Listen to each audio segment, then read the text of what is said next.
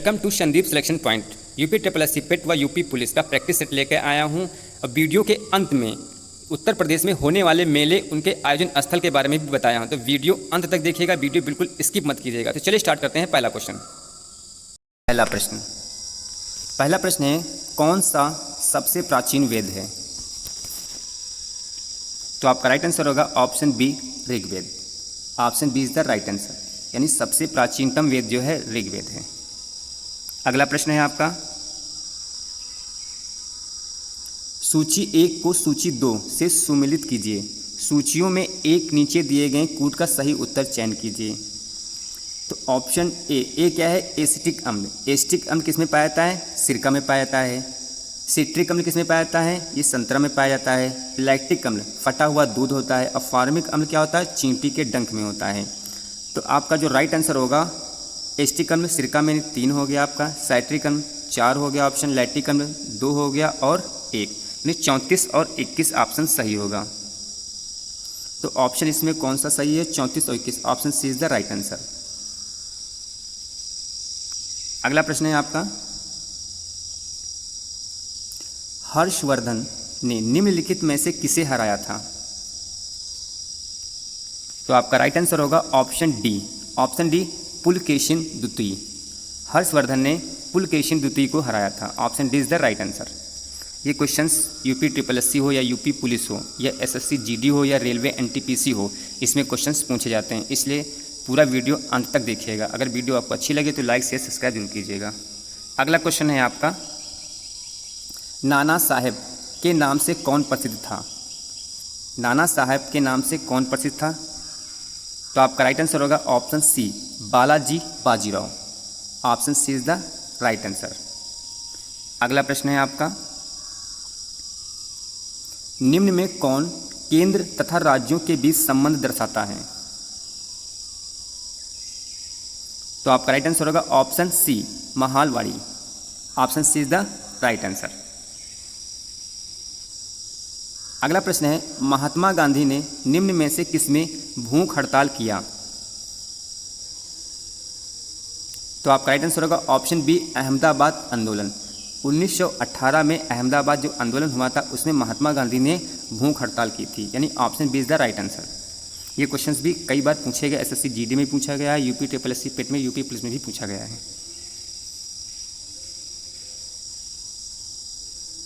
अगला प्रश्न है, आज़ाद हिंद फौज के अधिकारियों के उनके लाल किले में चल रहे मुकदमे में उनके पक्ष में निम्नलिखित में से किसने वकालत की थी?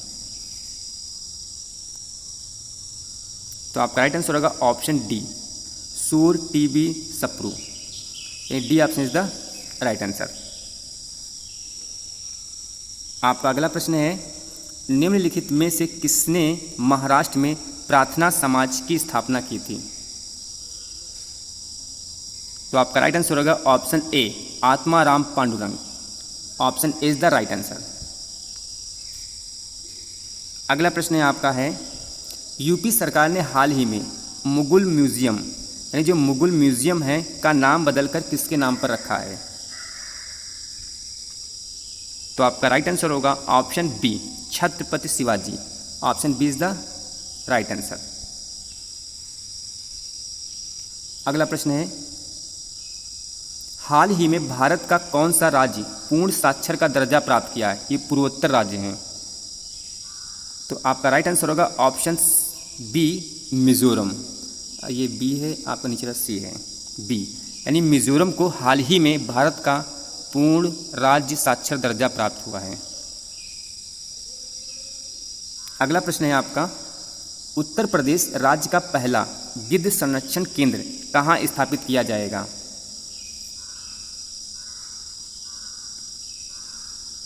तो आपका राइट आंसर होगा ऑप्शन बी, पीलीभीत, यानी option B is the right answer. अगला प्रश्न है आपका, ए बर्निंग किसकी पुस्तक है? ए बर्निंग किसकी पुस्तक है? तो आपका राइट आंसर होगा option B, Medha Majumdar. Option B is the option C is the right answer. ये है बी, ये है, ये बी, सी है। अगला प्रश्न है आपका, हाल ही में भारत किस देश को पीछे छोड़कर विश्व की चौथी अर्थव्यवस्था बन गया है।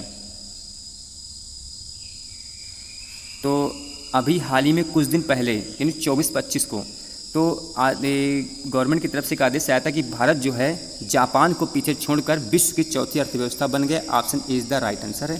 पहले पे अमेरिका है, दूसरे पे चीन है और तीसरे स्थान पे जर्मनी है और चौथे पे अपना इंडिया है। अगला प्रश्न है आपका, सौरभ चौधरी का संबंध किस खेल से है?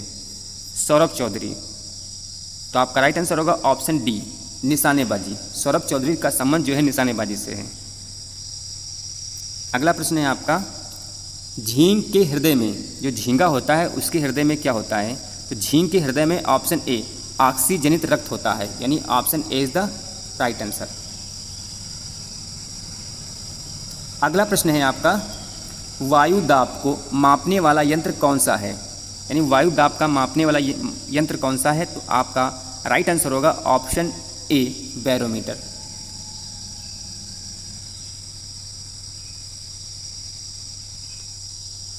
अगला प्रश्न है, डेसिबल इकाई। तो डेसिबल इकाई किसकी है? तो ऑप्शन बी, ध्वनि की तीव्रता। ऐसे क्वेश्चंस रेलवे एनटीपीसी में भी पूछे जाते हैं। अगला प्रश्न है आपका, मैगी नॉट रेखा कौन सी है? तो मैगी नॉट रेखा ऑप्शन सी, फ्रांस और जर्मनी के बीच में जो रेखा खींची गई वो मैगी नॉट रेखा है। अगला प्रश्न है आपका, भारतीय मौसम विज्ञान विभाग स्थापित है? भारतीय मौसम विज्ञान स्थापित है आपका ऑप्शन ए, नई Delhi. Option A is the right answer. अगर वीडियो अच्छी लगी हो तो लाइक शेयर सब्सक्राइब जरूर कीजिएगा चैनल को। अगला प्रश्न है आपका, निम्न में कौन सा वृक्ष समुद्र तल में सर्वाधिक ऊंचाई पर पाया जाता है? तो आपका राइट आंसर होगा ऑप्शन डी, देवदार के वृक्ष। अगला प्रश्न है 21, कृषि लागत एवं मूल्य आयोग की स्थापना हुई? तो आपका राइट आंसर होगा ऑप्शन ए, 1965 ईस्वी में। Option A is the right answer. अगला प्रश्न है आपका, सूची 1 व सूची 2 से सुमेलित कीजिए, दिए गए कूट का सही उत्तर का चयन कीजिए। लखनऊ में है अमौसी हवाई अड्डा, एक तरफ है नगर दूसरी तरफ है हवाई अड्डा, तो लखनऊ में अमौसी हवाई अड्डा है। वाराणसी में बाबतपुर हवाई अड्डा है, तो बाबतपुर का जो नाम है लाल बहादुर शास्त्री अंतर्राष्ट्रीय हवाई अड्डा है। जो लखनऊ का जो नाम है चौधरी चरण सिंह अंतर्राष्ट्रीय हवाई अड्डा है। यानी लखनऊ में कौन है? अमौसी हवाई अड्डा हो गया, और वाराणसी में कौन है? बाबतपुर है, यानी option D is the right answer.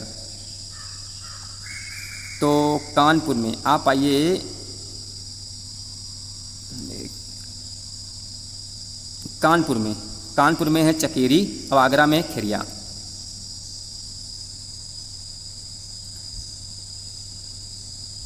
Lucknow Amausi हवाई अड्डा है जिसका नाम है चौधरी चरण सिंह अंतर्राष्ट्रीय हवाई अड्डा। वाराणसी में जो बाबतपुर है इसका नाम है लाल बहादुर शास्त्री अंतर्राष्ट्रीय हवाई अड्डा। कानपुर में है चकेरी, आगरा में है खिरिया। अगला प्रश्न चलते हैं आपको, भारत का पर्यावरण शिक्षा केंद्र कहाँ स्थित है? भारत का पर्यावरण शिक्षा केंद्र कहाँ स्थित है? तो आपका राइट आंसर होगा ऑप्शन डी, देहरादून। अगला प्रश्न है, इलेक्ट्रॉन की खोज किसने की थी? तो option C is the right answer. Electron की खोज जे थॉमसन ने की थी। Option C is the right answer. अगला प्रश्न है आपका, सूची 1 को सूची 2 से सुमेलित कीजिए और सूचियों को दिए गए कूट का सही चयन कीजिए।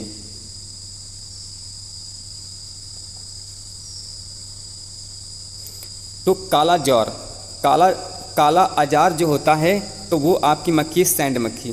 ठीक, निद्रा रोग, जो आपका निद्रा रोग होता है, जो यानी बुखार जिसका जाता है, तो आपका निद्रा जो रोग होगा, डेंगू आपका एसिड मच्छर से होता है। ठीक है, हाथी पाँव जो रोग होता है वो क्यूलेस मच्छर से होता है, और जो निद्रा रोग है सीसी मक्खी से होता है। ठीक है, तो आपका राइट आंसर होगा 3-1-4-2 यानी 31-42।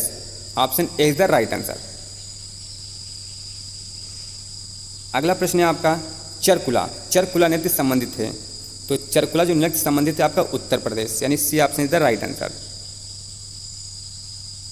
अगला प्रश्न है निम्नलिखित में से कौन सी जोड़ी लेखक का सही सुमेलित है, तो आपका राइट आंसर होगा ऑप्शन बी। ऑप्शन बी जो है सही सुमेलित है। हिलेरी क्लिंटन लिविंग हिस्ट्री से संबंधित है। Cricket my life Kapil Dev की लिखी हुई पुस्तक है आपका। द स्ट्रगल फॉर पीस, इसके लेखक का नाम है दयानंद सरस्वती। अगला प्रश्न है भारत में कृषि विश्वविद्यालय का मुख्य कार्य क्या है, तो भारत में कृषि विद्यालय का मुख्य कार्य है शिक्षण, शोध तथा प्रसार। तो आपका राइट आंसर होगा option C is the right answer. अगला प्रश्न है आपका भारत के संविधान के अनुच्छेद 21 के अनुसार राज्य कानून द्वारा इस प्रकार से तय करें कि आयु समूह के सभी बच्चों को वह मुफ्त शिक्षा मुहैया कराए। तो 21A के अनुसार राज्य कानून के द्वारा 6 से 14 वर्ष के आयु के जितने भी बच्चे होंगे गवर्नमेंट ने उनको आदेश दिया था वो मुफ्त शिक्षा ग्रहण करेंगे, यानी option A is the right answer. अगला प्रश्न है हमारी सामाजिक संस्कृति की गौरवशाली परंपरा का महत्व समझे और उसका परीक्षण करें, ये उपबंध है, यह उपबंध किसका है, तो आपका राइट आंसर होगा ऑप्शन बी, मूल कर्तव्य का है हमारा। अगला प्रश्न है लोकसभा की बैठक समाप्त की जा सकती है, तो आपका राइट आंसर होगा ऑप्शन डी, स्थगन के द्वारा भी की जाती है, विखंडन के द्वारा भी, शस्त्रावासन के द्वारा भी की जा सकती है। अगला प्रश्न है राज्य में जिला न्यायाधीशों की नियुक्ति कौन करता है, तो राज्य में जिला न्यायाधीशों की जितनी भी नियुक्ति होती है वो राज्यपाल के द्वारा की जाती है, option B is the right answer. अगला प्रश्न है लोक अदालतें किसके अधीन बनाई गई हैं, तो आपका राइट आंसर होगा ऑप्शन ए, विधिक सेवा प्राधिकरण अधिनियम, यानी A option is the right answer. अगला प्रश्न है आपका 34 भारत रत्न से विभूषित प्रथम विभूति कौन थे, तो आपका राइट आंसर होगा option C, S Radhakrishna, doctor Radhakrishna को भारत रत्न पहले दिया गया था। अगला प्रश्न है आपका WTO का पूर्ण रूप क्या है, इसका पूर्ण नाम क्या है, तो इसका पूर्ण नाम है वर्ल्ड ट्रेड ऑर्गेनाइजेशन। इसकी स्थापना 1995 में की गई थी और इसका मुख्यालय है स्विट्जरलैंड जिनेवा में है। अगला प्रश्न है आपका केंद्र शासित प्रदेश लद्दाख की राजधानी कहाँ स्थित है, तो आपका राइट आंसर होगा ऑप्शन ए, लेह। अगला प्रश्न है कार और डीजल किसके उदाहरण हैं, कार और डीजल किसके उदाहरण हैं, तो आपका राइट आंसर होगा ऑप्शन सी, संयुक्त मांग। कार और डीजल संयुक्त मांग के उदाहरण हैं।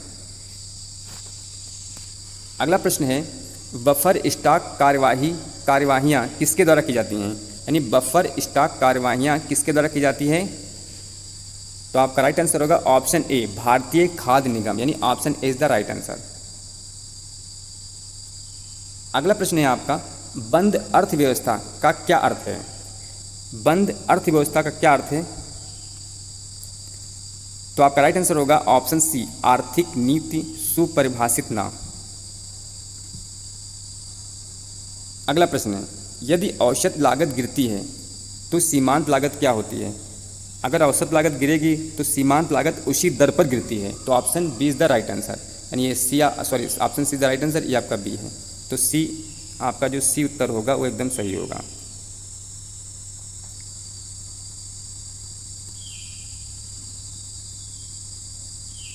अगला प्रश्न है प्रतिवर्ष अंतर्राष्ट्रीय लोकतंत्र दिवस कब मनाया जाता है, तो प्रतिवर्ष अंतर्राष्ट्रीय लोकतंत्र दिवस जो है जब 15 सितंबर को मनाया जाता है। अगला प्रश्न है आपका अब तक कितने अमेरिकी राष्ट्रपति महाभियोग के माध्यम से अपने पद से हटाए गए हैं, तो आपका राइट आंसर होगा ऑप्शन डी, कोई नहीं, अभी तक तो कोई नहीं हटाया गया है। अगला प्रश्न है आपका NDRI कहाँ स्थित है, NDRI कहाँ स्थित है, तो आपका राइट आंसर होगा ऑप्शन सी, करनाल। अगला प्रश्न है अशोक के शिलालेखों की लिपि क्या है, तो ऑप्शन सी अशोक के शिलालेखों की जो लिपि है वो ब्राह्मी है। अगला प्रश्न है आपका बल्ब का फिलामेंट किस धातु का बना होता है? तो आपका राइट आंसर होगा ऑप्शन ए, टंगस्टन। ऐसे क्वेश्चन चाहे एसएससी जीडी हो या रेलवे एनटीपीसी हो या यूपी SSSC हो या यूपी पुलिस हो, ऐसे क्वेश्चंस पूछे जाते हैं। आगे चलते हैं, हम यूपी के बारे में कुछ जानते हैं। यूपी के बारे में राज्य में लगने वाले अन्य मेले या उनके आयोजन स्थल को मैं लेके आया हूँ जो अक्सर परीक्षा में पूछे गए हैं। तो माघ मेला इलाहाबाद प्रयाग में प्रत्येक वर्ष लगता है। ठीक। कुंभ मेला इलाहाबाद प्रत्येक 12 वर्ष में लगता है। दशरथ मेला आगरा मथुरा में लगता है। हरिदास जयंती मेला वृंदावन में लगता है। नौचंदी मेला ये मेरठ में लगता है।